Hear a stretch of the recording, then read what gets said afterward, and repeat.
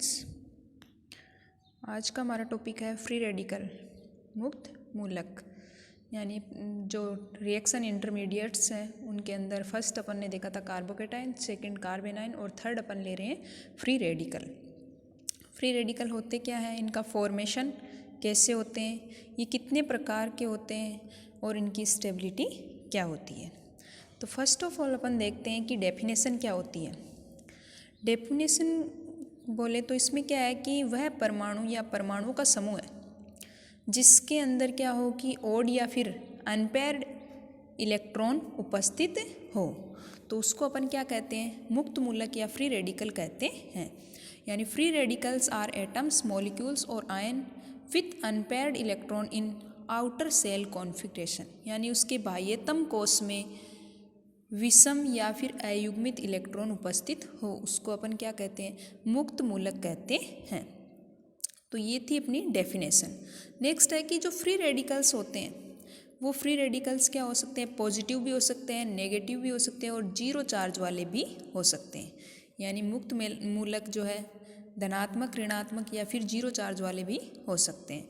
Next है कि जो अनपेयर्ड इलेक्ट्रॉन होता है, इन अनपेयर्ड इलेक्ट्रॉन्स के कारण ये जो फ्री रेडिकल होते हैं वह हाईली रिएक्टिव होते हैं, या फिर अपन यूँ कह सकते हैं कि अधिकतम क्रियाशील होते हैं या उच्च क्रियाशीलता होती है इनकी। जैसे अपन ने स्ट्रक्चर में दे रखा है इसमें कि एक तो मैथिल मुक्त मूलक है जिसके अंदर कार्बन से 3 हाइड्रोजन एटम और एक कार्बन के पास अनपेयर्ड इलेक्ट्रॉन उपस्थित है। इसी प्रकार बेंजाइल फ्री रेडिकल है, तो उसमें बेंजीन रिंग से CH2 समूह के साथ एक फ्री रेडिकल उपस्थित है कार्बन पे, तो इसको अपन फ्री रेडिकल कहते हैं।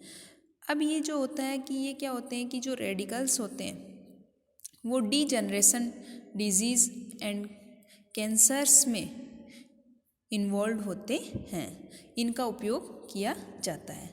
नेक्स्ट अपन देखते हैं कि इनकी स्ट्रक्चर क्या होती है और ज्योमेट्री क्या होती है, या फिर अपन यूँ कह सकते हैं कि फ्री रेडिकल्स की जो प्रॉपर्टीज़ होती है वो क्या होती है। तो ये जो फ्री रेडिकल होते हैं वह क्या होते हैं, गैसीय स्टेट में इजीली इनका फॉर्मेशन होता है, या फिर अपन यूँ कह सकते हैं मुक्त मूलकों का क्या होता है कि गैसीय अवस्था में आसानी से फॉर्मेशन हो सकता है। नेक्स्ट है कि ये जो फ्री रेडिकल होते हैं ये क्या होते हैं, मोस्ट ऑफ जो फ्री रेडिकल है वह नॉन पोलर सॉल्वेंट्स में इनका फॉर्मेशन होता है, क्योंकि नॉन पोलर सॉल्वेंट होगा तो उसमें उसका क्या होता है, होमोलाइटिक क्लीवेज होता है। यानी फ्री रेडिकल्स का फॉर्मेशन किससे होता है, होमोलाइटिक क्लीवेज के द्वारा या होमोलाइटिक फ्यूजन के द्वारा इसका फॉर्मेशन होता है। जो रेडिकल्स क्या होते हैं कि जिन रेडिकल्स की शॉर्ट लाइव्ड होती है उनको अपन आइसोलेट करना कठिन होता है, लेकिन ये क्या होते हैं, हाईली रिएक्टिव होते हैं। या फिर अपन यूँ कह सकते हैं कि ऐसे रेडिकल जिनका जीवन काल कम हो उनको क्या होता है, आइसोलेट पृथक करना मुश्किल होता है, लेकिन उनकी जो रिएक्टिविटी होती है वह रिएक्टिविटी क्या होती है, अधिकतम होती है। और जो रेडिकल्स लॉन्ग लाइव्ड होते हैं वो क्या होते हैं, स्टेबल होते हैं, और स्टेबल होते हैं तथा नॉर्मल कंपाउंड्स के साथ भी क्या होते हैं, वह साम्य में एग्जिस्ट करते हैं। तो कहने का मतलब है कि अपन ये कह सकते हैं कि जो रेडिकल जो है जिनकी शॉर्ट लाइव्ड है वो क्या होते हैं कि आइसोलेट करना डिफ़िकल्ट होता है उनको, और उनमें क्या होते हैं वो हाईली रिएक्टिव होते हैं। जो लॉन्ग लाइव्ड रेडिकल्स होते हैं वो स्टेबल होते हैं तथा नॉर्मल कंपाउंड्स के साथ भी वो क्या होते हैं, साम्य में एग्जिस्ट करते हैं। स्ट्रक्चर देखें तो इसमें क्या होता है कि जो ये फ्री रेडिकल होते हैं इनके पास अनपेयर्ड इलेक्ट्रॉन होने की वजह से यह पैरामैग्नेटिक प्रॉपर्टी शो करते हैं, यानी कि अनुचुंबकीय गुण दर्शाते हैं। और ये विद्युत उदासीन और इलेक्ट्रोफाइल होते हैं, यानी क्योंकि इसके पास क्या होती है, ऑक्टेंट में इलेक्ट्रॉन्स की कमी होती है तो इसको एज ए इलेक्ट्रोफाइल के रूप में कार्य करते हैं। नेक्स्ट है कि जो मुक्त मूलक होते हैं वो क्या होते हैं कि sp2 हाइब्रिडाइजेशन भी दर्शाते हैं और sp3 हाइब्रिडाइजेशन भी दर्शाते हैं। यानी इनमें क्या होता है कि दोनों प्रकार का संकरण उपस्थित होता है। अगर इनकी स्ट्रक्चर प्लेनर है तो वह sp2 हाइब्रिडाइजेशन दर्शाएंगे, और अगर इस टाइप से हैं तो उसको sp3 होगा तो पायरामिडल स्ट्रक्चर दर्शाते हैं। तो यानी कि इनके बीच में sp2 और sp3 हाइब्रिडाइजेशन के बीच में साम्य पाया जाता है। नेक्स्ट है कि इनके बनाने की मेथड। या मेथड से पहले अपन देखना चाहिए कि जो फ्री रेडिकल्स है वो कितने प्रकार के होते हैं। तो ये फ्री रेडिकल्स जो है वह 3 प्रकार के होते हैं, यानी कि प्राइमरी, सेकेंडरी और टर्सरी फ्री रेडिकल। जिस प्रकार से अपन ने कार्बोकेटाइन और कार्बेनाइन में देखा था कि उनके जो क्लासिफिकेशन करते हैं उनका, उसी प्रकार से फ्री रेडिकल्स भी क्या होते हैं, प्राइमरी, सेकेंडरी और टर्सरी फ्री रेडिकल होते हैं। नेक्स्ट है कि method of formation of free radicals, यानी फ्री रेडिकल्स का फॉर्मेशन किस प्रकार से होता है।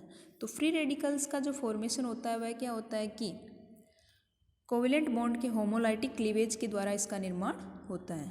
तो अगर वीकर कोवेलेंट बॉन्ड्स हैं तो वो क्या होंगे, उनका डिसोसिएशन आसानी से होता है, या फिर अपन यूँ कह सकते हैं कि जो वीकर कोवेलेंट बॉन्ड्स है वो स्ट्रोंगर कोवेलेंट बॉन्ड्स की अपेक्षा आसानी से डिसोसिएट होकर के रेडिकल्स का फॉर्मेशन करते हैं।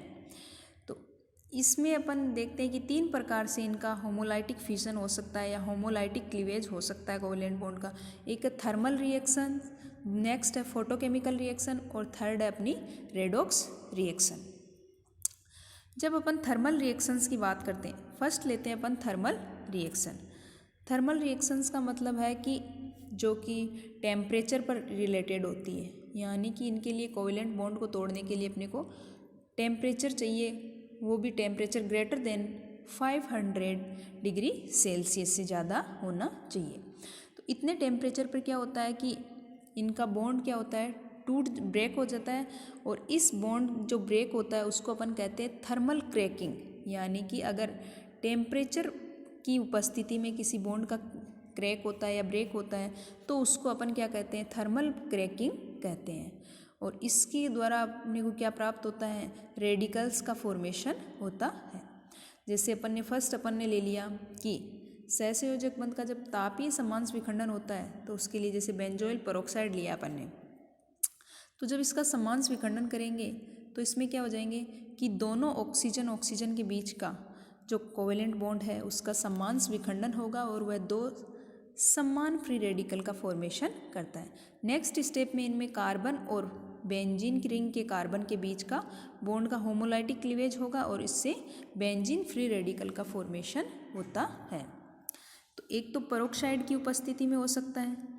नेक्स्ट अपन लेते हैं कि एजो कंपाउंड यानी कि नाइट्रोजन से जुड़े, यानी 2 नाइट्रोजन आपस में जुड़े हुए हो तो उसको अपन एजो कंपाउंड कहते हैं। तो एजो कंपाउंड का जब समांश विखंडन करवाते हैं तो उसमें भी क्या होता है, फ्री रेडिकल का फॉर्मेशन होता है। तो इस प्रकार से थर्मल कंडीशंस में टेम्परेचर की उपस्थिति में अपन उसका समांश विखंडन करवाते हैं या तापीय समांश विखंडन करवाते हैं तो उससे अपने को फ्री रेडिकल्स का फॉर्मेशन होता है। नेक्स्ट मेथड जो है फोटोकेमिकल रिएक्शंस, या फिर अपन यूँ कह सकते हैं प्रकाशिक अभिक्रिया या प्रकाश रासायनिक अभिक्रिया। तो फोटोकेमिकल रिएक्शंस में क्या होता है कि अपन जो केमिकल बॉन्ड्स जो है उनको अपन किसी विजिबल रीजन में या फिर नियर वॉयलेट स्पेक्ट्रम रीजन के अंदर, अगर यूवी विजिबल रीजन के अंदर इसकी अभिक्रिया करवाते हैं तो ये क्या करता है, ये लाइट की उपस्थिति में इसका क्या हो जाता है, होमोलाइटिक क्लीवेज होता है और होमोलाइटिक क्लीवेज के द्वारा ये रेडिकल्स का फॉर्मेशन करता है। तो इसमें क्या होता है कि जो फोटोकेमिकल रिएक्शंस होती है वह हेलोजन्स के द्वारा, लाइक जैसे Cl2, Br2, I2 या फिर एल्किल हाइपोक्लोराइड या नाइट्राइड्स या एस्टर या कीटोन्स के द्वारा इनका होमोलाइटिक क्लीवेज लाइट की उपस्थिति में करवाया जाता है। और लाइट की उपस्थिति में जो होता है उसको अपन क्या कहते हैं, फोटोकेमिकल रिएक्शंस कहते हैं। और इसका होमोलाइटिक क्लीवेज होकर के यह फ्री रेडिकल का फॉर्मेशन करता है। नेक्स्ट है रेडॉक्स रिएक्शन। रेडॉक्स रिएक्शन क्या होती है कि ऐसी अभिक्रियाएं जिनके अंदर ऑक्सीडेशन और रिडक्शन दोनों प्रोसेस साथ साथ हो उनको अपन क्या कहते हैं, रेडॉक्स रिएक्शन कहते हैं। तो इसमें क्या होता है कि जो इनऑर्गेनिक ऑक्सीडाइजिंग या रिड्यूसिंग एजेंट जो है ऑर्गेनिक कंपाउंड के ऊपर, यानी कोई भी ऑर्गेनिक कंपाउंड है उसके ऊपर अपन क्या करेंगे, किसी इनऑर्गेनिक ऑक्सीडाइजिंग और रिड्यूसिंग एजेंट का एक्शन करवाते हैं तो वह क्या करता है, उनके इलेक्ट्रॉन्स को ट्रांसफ़र कर देता है और प्रोड्यूस रेडिकल आयनिक स्पीसीज़ का फॉर्मेशन करता है। यानी कि इससे क्या होता है, रेडॉक्स रिएक्शन से आयनिक रेडिकल का फॉर्मेशन होता है। इसके द्वारा रेडॉक्स रिएक्शन से आयनिक रेडिकल का निर्माण होता है। जैसे अपन एग्जाम्पल लेते हैं, कोल्बे रिएक्शन है। जब कोल्बे रिएक्शंस में अपन कार्बोक्सिलेट आयन का जब इलेक्ट्रॉन के साथ अपन इसकी रिएक्शन करवाते हैं तो यह इसको क्या कर देता है, कार्बोक्सिलेट आयन को फ्री रेडिकल के अंदर कन्वर्ट कर देता है। तो यहाँ पर अपन आयनिक ले रहे हैं तो ये क्या करता है, इसको फ्री रेडिकल के अंदर कन्वर्ट करता है। नेक्स्ट स्टेप में क्या होते हैं कि ये फ्री रेडिकल आपस में जुड़ करके क्या बना लेते हैं, एल्केन का फॉर्मेशन करते हैं। नेक्स्ट इसी की अभिक्रिया फेंटोन्स रिएजेंट। तो फेंटोन रिएजेंट क्या होता है कि आयरन प्लस H2O2। तो जब फेरस आयन कैटेलाइज तो हाइड्रोजन प्रोक्साइड का डिकम्पोजिशन करते हैं तो उससे ऑर्गेनिक प्रोक्साइड का फॉर्मेशन होता है और वह बेंजीन रिंग के साथ क्या कर लेता है, फिनोल का फॉर्मेशन करता है, क्योंकि इससे प्रोक्साइड फ्री रेडिकल का फॉर्मेशन होता है। तो ये दोनों रिएक्शन यानी कोल्बे रिएक्शन और फेंटोन रिएजेंट, ये दोनों की दोनों जो होती है वह रेडॉक्स रिएक्शन कहलाती है और इनमें क्या होता है कि इंटरमीडिएट के रूप में फ्री रेडिकल का फॉर्मेशन होता है। नेक्स्ट है जो कि स्टेबिलिटी, ऑर्डर ऑफ स्टेबिलिटी, या फिर अपन यूँ कह सकते हैं स्टेबिलिटी ऑफ फ्री रेडिकल, यानी फ्री रेडिकल्स की स्टेबिलिटी क्या होती है। तो जिस प्रकार से कार्बोकेटाइन है तो कार्बोकेटाइंस का जो स्टेबिलिटी ऑर्डर होता है वही क्या होता है, फ्री रेडिकल का स्टेबिलिटी ऑर्डर होता है, क्योंकि फ्री रेडिकल क्या होते हैं, हाईली रिएक्टिव होते हैं और रिएक्टिव होने से वे रिएक्ट करके अन्य कंपाउंड के साथ रिएक्शन करते हैं। तो फर्स्ट अपन लेते हैं बॉन्ड डिसोसिएशन एनर्जी। तो जो बॉन्ड डिसोसिएशन एनर्जी जो होती है वह क्या होती है कि फ्री रेडिकल की स्टेबिलिटी से रिलेटेड होती है, यानी कि the bond dissociation energy is को related to free radical stability. तो अगर जिस बॉन्ड की बॉन्ड डिसोसिएशन एनर्जी का मान कम होता है तो वह क्या होता है, स्टेबल फ्री रेडिकल का फॉर्मेशन करता है, और जिसकी बॉन्ड डिसोसिएशन एनर्जी ज़्यादा होती है तो वह अनस्टेबल फ्री रेडिकल का फॉर्मेशन करता है। जैसे अपन ने CH4 लिया, इसका जब कार्बन हाइड्रोजन बॉन्ड डिसोसिएट करेंगे तो 101 किलो कैलोरी पर मोल एनर्जी होती है। इसी प्रकार C2H6 है, जब इसमें एक कार्बन हाइड्रोजन बॉन्ड का डिसोसिएशन किया तो 98 किलो कैलोरी पर मोल है, और अगर प्रोपेन में अपन ने किया तो उसकी 95 है, और इसी प्रकार आइसोब्यूटेन में किया तो उसकी 86 किलो कैलोरी है। तो जैसे जैसे उसकी अपन देखें कि पहले मेथिल फ्री रेडिकल, फिर प्राइमरी फ्री रेडिकल, फिर सेकेंडरी, फिर टर्सरी, तो प्राइमरी से टर्सरी की ओर जा रहे हैं तो उसमें क्या होता है, बॉन्ड डिसोसिएशन एनर्जी का मान कम होता जा रहा है। तो लो जो बॉन्ड डिसोसिएशन एनर्जी होती है उससे बने जो फ्री रेडिकल होती हैं उनकी स्टेबिलिटी ज़्यादा होती है। तो जैसे जैसे अपन मैथिल फ्री रेडिकल से टर्सरी फ्री रेडिकल की तरफ जाते हैं तो उसकी बॉन्ड डिसोसिएशन एनर्जी में का मान कम होता है, जिससे उसकी फ्री रेडिकल की स्टेबिलिटी क्या होती है, बढ़ती है।